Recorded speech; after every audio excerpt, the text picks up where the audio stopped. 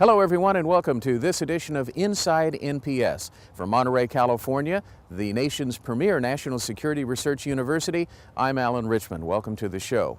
On this edition, we'll talk to our students and their families about life on the Monterey Peninsula while attending NPS. We'll also talk to Faculty Development Director Allie Rogers about what it means to learn well from a student's perspective. But first, we had a visit from the new chief of the U.S. Cyber Command, General Keith Alexander. I think that worked, huh? Yep. Okay.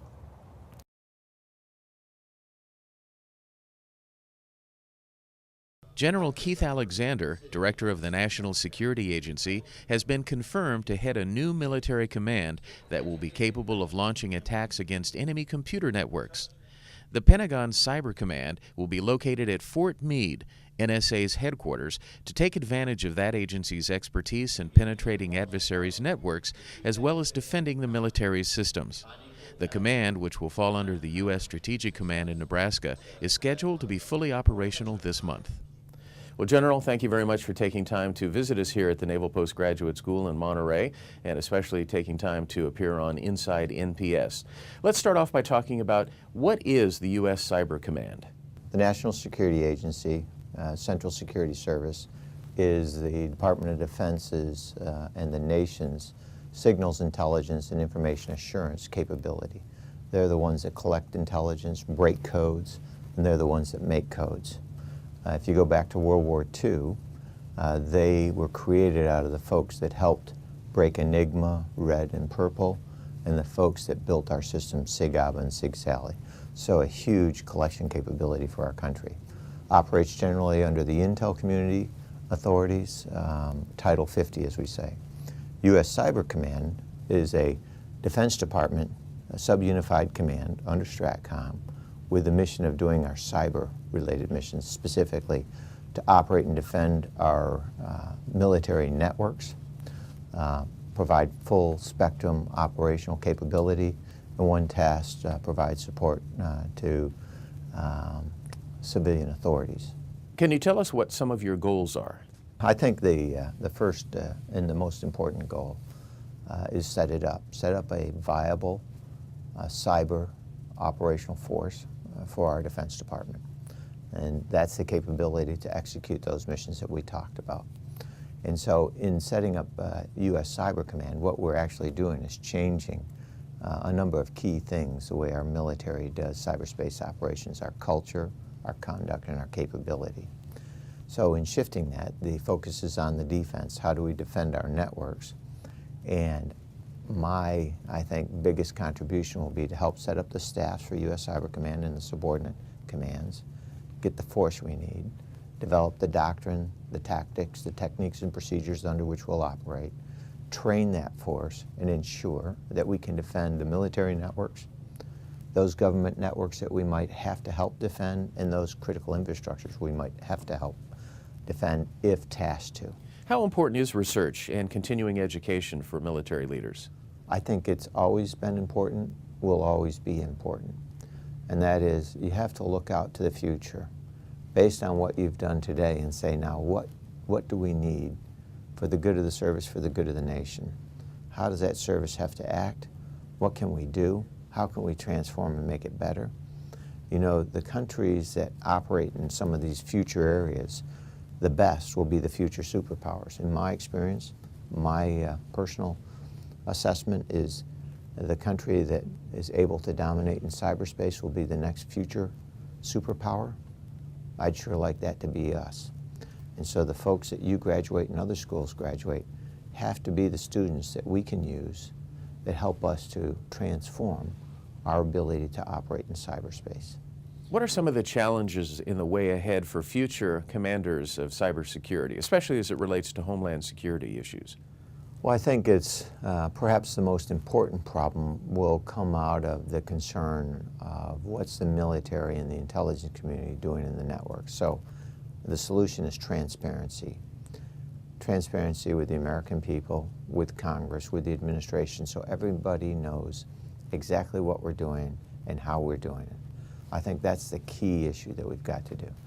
And so the future commanders and directors have to have both the technical capability and the ability to communicate those issues to those groups of people so that they understand and have trust and confidence that we are doing that mission correctly. And that's the biggest hurdle we face today, getting there. Well, I know you're an NPS alumni, and we appreciate your taking time to speak at graduation today. But I'm just wondering, what is the message you'll have for our students? I went here a few years ago, many years ago, got a degree. And I think my message, a few things that I would leave with them, is first, they have learned a lot about a specific area, a technical area, hopefully, computer science, double physics, one of those three. And the key issue, they did their research papers. They've learned from those research papers how they can now create and change things. When they get back to the military, the biggest thing that I would leave with them is they now have the technical and the educational capability to help change our services to make them better. And that's a tremendous opportunity for all of us to make this a better department, a better military, to help our country. When you look at the efficiencies that we have to do, this is going to become crucial. And the folks that you are graduating here, can become a catalyst for that kind of change that we need. I think that will be superb.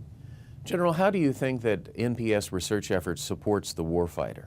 Well, I think the capabilities that you generate and the students that you graduate give ideas to the theater and to the services on what they can do to protect things, whether it be a student that comes up with a handheld generator for power, and you've got one of those in this class, to students who create other organizational designs for more efficient organizational structures, to people who create technical ways for detecting IEDs and others. All of those are important to the success of our folks in theater. You know, I have a good friend, General Dave Petraeus, a classmate of mine. He brings a lot of talent into theater, and those are folks who are just like what you graduate. Those who looked at this, who have the ability to adapt to the future, what we need for our force. And I think that's absolutely critical. Well, General, once again, we appreciate your taking time to appear on this edition of Inside NPS here on the Pentagon Channel. Well, thank you. Thanks for the opportunity and the time. We'll have more from Inside NPS here on the Pentagon Channel right after this. Allie Rogers is the Director of Faculty Development here at NPS, and from a student's perspective, we want to take a look at what it means to learn well. Here's Allie. The Classroom Connections video project addresses two important educational questions. What does it mean to teach something well, and what does it mean to learn something well? How we answer those questions today provides a unique capstone for a multi-year reaccreditation process with WASC. Sharing faculty and student perspectives speaks to our effectiveness and provides a cornerstone from which future continuous improvement initiatives can be measured. Each year, officers are selected and removed from operational assignments to develop their academic skills and leadership competencies as full-time students at the Naval Postgraduate School. Graduate studies at Naval Postgraduate School represent an important milestone in the career paths of officers, delivering specialized graduate programs that contribute to the operational readiness of the U.S. Armed Forces, our global partners, the Department of Defense, and the Department of the Navy. Who are these students, and why are they here? It's fair to say that in every case, students are officers or civilians who have proven themselves professionally and shown great promise, potential for future leadership. Before this assignment, I was in the D.C. area working in an affiliated unit with the Pentagon. It's actually been a really nice chance to come and sort of assess actually a lot of what I saw in the joint and interagency processes in the context of a lot of the theories that we learn and sort of the broader perspective on some world issues. I've done nothing but operational jobs my entire career. They really challenge your ideas, challenge you to think. You're setting the foundations for hopefully my second career within the Navy. I'm a PhD student in the Security Studies program. What learning means at this point is obviously a kind of a breadth of knowledge in the field and in the area that I will be doing the dissertation on, so that I'm able to advance the field, but also to have the academic background to teach at the graduate level. This education we provide our students really comes at a critical time in their careers, because they arrive here at NPS having gone through 1 or 2 operational tours where they were the operators. As young officers, we needed them to go drive ships and fly planes and perform the skills and hone the skills they were taught early on in training. Now they arrive at NPS, and just as they're going back to start to become mid-grade leaders and start to become more decision makers within their communities, at that exact point at NPS, we're giving them the skills to really start to think more critically about the decisions that are made at higher levels in the Navy, the way processes are performed in the Navy, and so forth. I place huge value on my studies. I think what I'm getting out of my studies right now is certainly something that I never realized I would get going into it, and that's being able to think critically and at a strategic level. We've got a wealth of experience and knowledge here in the student body, and I think if an instructor is not going to attempt to try to bring that out in some fashion, some type of discussion, some type of discourse, then other students are failing to be able to share those learning principles. I think one of the most valuable things that I can get out of this experience is not to learn any particular piece of information, but to learn methodological processes and frameworks to analyze new situations. And then to the extent that I might go in depth on a particular issue, that issue may or may not be relevant, but the process by which I hopefully am learning to attack an issue, be it something I've heard about before or something new, and to come at it from sort of multiple lenses, I think is what I'm really hoping most to kind of take out of the experience. Up until this point, I think I've had a fairly narrow track in the military, and I don't think that I would have been able in future career positions to make the same decisions that I can make now. I know where to look for information, I know where it is, and I know the theories behind it. And I think more than anything else, it's important to know where to find the information when you need it.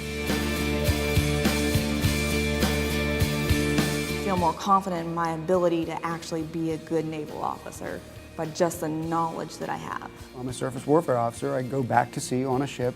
I'll be able to sort of relate missions and understand missions to my sailors and help them understand. By the same token, I think it enhances sort of within the Navy the sort of idea that there's so much more you can do, you know? I mean, I wouldn't be here if it wasn't for leaders who said, sure, you could go get a college degree, sure, you can be an officer, sure, you can, you know, I never realized the extent of it. And I'm finding out through being here that not only do I better understand what our missions are, but what, you know, everywhere from presidential policies down to local administration, whether it's in Thailand or in the United States, what my role is. My job is going to be as an engineer to help, you know, the ship drivers and the shipboard personnel, you know, get their vessels ready to perform at peak performance, you know, whatever, you know, either peacetime or wartime. And I think the unique academics here and how, especially how our instructors can relate material to the real world is going to give me perspective and exposure that my peers have not been exposed to. Experience is the cornerstone for excellence at the Naval Postgraduate School. NPS takes pride in the expertise, professional contributions, and publications of its faculty, and yet it is our students and their experiences, where they've been, what they accomplish while they're with us, and what they go on to achieve, that distinguishes NPS from other universities. The accomplishments and operational experiences that our students bring to the academic environment equip them to be both critics and consumers in the process of learning. NPS faculty are motivated to integrate and build upon the student experience to enrich instruction and develop relevant contexts for applied learning and authentic assessments. Academic programs of study at the Naval Postgraduate School provide unique educational and professional opportunities for officers as they transition into positions of leadership.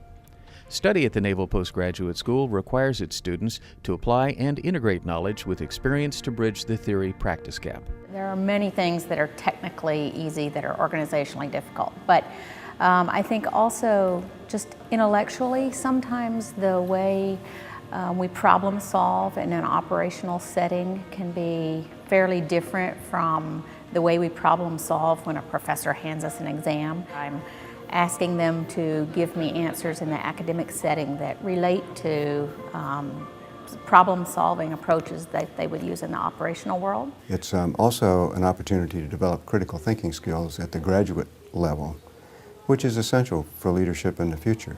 particularly because of the evolution of what we see as threats to our national security. When we're looking at national security concerns as disparate as terrorism, global economics, climate change, energy, all of these things, sophisticated leadership says these are threats to national security, and therefore we need leaders in the future who are able to understand all of these things in an interdisciplinary way, put them together, apply critical thinking skills, and then provide the leadership that will be required for our country and others for the foreseeable future.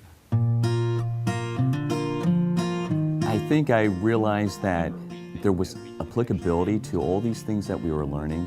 It no longer became just memorization and rote memorization skills of just getting through a test. And that's what's probably different with this program than any other program I've ever done.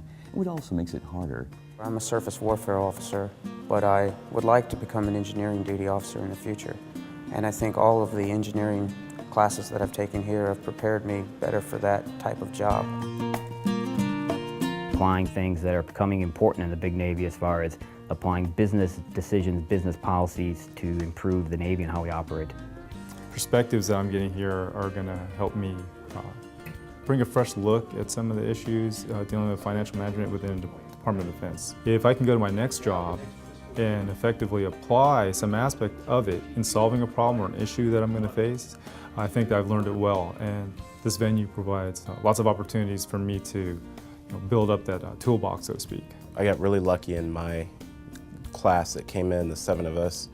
We're a pretty senior class, and we all understand that it's not really about the competition. We're all going to get where we need to go. We work really, really well together, and we've had a lot of fun doing it. To learn something well means becoming a master at it. That doesn't necessarily mean that you have everything memorized, but being knowledgeable enough about a subject to be able to go research deeper into it. The Navy's Permanent Military Professor Program was chartered to bring officers like myself back into this academic environment. But the idea was that we would be able to bring officers with a wealth of experience operationally, essentially an entire career's worth of experience, back to the academic environment, and then have them get a PhD so that they would have the academic credential as well. But to be able to have officers like ourselves in front of students in the classroom, so that not only could we help the students to expand academically and intellectually, but also to be able to bring firsthand experience from the fleet into our discussions in the class. Our motto, translated from Latin, excellence through knowledge, is evidenced by student interactions with specialized content and academic discourse with their peers and professors. NPS is a very vibrant culture. I would say one of the key things about this school is that the students here are very vocal, are very in sharing their views and criticizing particular issues. And this helps us to actually open our minds when we learn things. Learning something well, I think first is to know how to apply it, and secondly, it's actually making me a better man in a sense whereby I am actually going to be a more open-minded guy and able to actually ask what is the right questions. I think to learn something well is to be able to use it outside of the classroom and to be able to apply it to everyday life.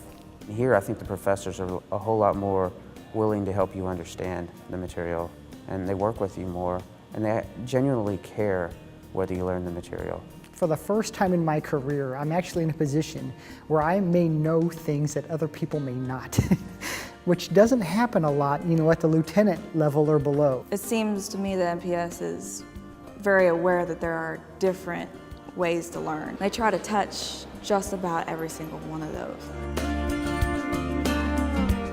Most typically they've had either 1 or 2 assignments already to support warfighters in different types of missions. And then they get to come here and they bring some experience, and then they learn more of the theory and details about the environment, and then they get to take it back out to train people to do more warfighter support. As I get deep into my thesis work, I'm actually working on my contribution, if you will, to the mechanical engineering field. And hopefully, the Navy and mankind in general. And then it's time for you to do something that's incredibly intimidating. And you find results, and you're going to get to share those results with the world. And this is your work. Nobody else has done this. This is, for better or worse, this is what you have accomplished. And it's really exciting. It really is to get to that level after 2 years and be like, look what I've done. We'll be going to the Bureau of Personnel Manpower and Analysis Division in Millington, Tennessee. And that's exactly who I'm writing my thesis for. When I found out that that was going to be most likely my next set of orders, and that I would be most likely running that particular division, I wanted to write a thesis for it. I wanted to find something that I can improve. Quite honestly, I was a little apprehensive coming out here after being away from academia for 13 years, but you know, it's picked up right away, so no problems. The value that our students gain as students at NPS goes far beyond simply acquiring a master's degree. They learn, again, to think critically. They learn to start to understand how they may work their way through a problem that doesn't have simple solutions. And these are the sorts of problems they probably haven't experienced as younger officers, but they will certainly experience as they start to move up their own career paths. Everybody wants to prove themselves, you know, to themselves, to their peers, to their superiors. And a competition really, I think that really drives, you know, motivation in the classroom. It's going really well. This quarter I feel kind of overloaded, but I did that to myself. But it's doable. I'm actually taking both the manpower curriculum and the financial management curriculum right now to broaden my level of learning. I've really enjoyed so far how you can apply analytical techniques to both of those curriculums, and it still relates to things that I'm interested in. It's more collaborative here, yes. There's definitely a lot of teamwork that goes on at NPS. I have a pilot that I'm in classes with right now, and we have 6 or 7 Navy personnel in all of my classes, the one pilot, and he brings a different perspective from everybody else. He's able to ask questions that I would have never thought about because he's got that experience. Enjoy the time with your classmates. Enjoy the experience. You're learning, go to school, have a good time, smile a little bit. It's going to be okay. Study together, learn together. You have so much to teach each other. It's always interesting in the class when you have a guy that says, I was there, that's not exactly the way it went down. And you've got that other aspect or perspective. When our students are undergoing this process of starting to think more critically about problems, I think oftentimes they don't have a good perspective that that's what they're learning while they're here as students at NPS. Those skills of thinking more critically through a problem. I'm proud of everybody, particularly the students. And the students, it's interesting when I talk to graduates, I say, how was your experience? Usually the first thing they say is, boy, it was hard work. And the second thing they say is, we loved being here. And I like both of those things because they are capable of hard work. I think it's important that we do provide a meaningful experience, and it's pretty clear from all metrics that we do. And I'm sure that they feel like they go away enhanced and better able to do the jobs and meet the challenges of the future. Many of our graduates go on to become commanding officers, to take other responsible jobs. Some of them become heads of service. Some of our international officers in particular even become heads of state. They become CEOs in the private corporation after a while, and I mean the private sector, you know, years later. So it's a great track record for our students, and my expectation for the ones who are here now is that they will continue to meet and exceed the expectations that we have for them. Academics contextualized within diverse operational experiences enables students to apply and transfer knowledge to problem solve and demonstrate competencies for leadership in both operational and strategic assignments. Stay tuned to more of Inside NPS here on the Pentagon Channel right after this break. Attending NPS is serious business when it comes to the studying, but the quality of life on the beautiful Monterey Peninsula is second to none.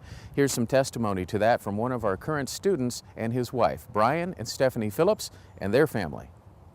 I've been in NPS for 2 years, and I study electrical engineering here. My prior experience was a surface warfare officer on amphibious ships out of San Diego, and then I spent some time in Charleston working as an engineer in a production facility. We look at problems that face the fleet and how they communicate, how they transmit data, how they transmit their, their ability to talk in a hostile environment. And so we look at complex problems that try to make that better for them or more efficient.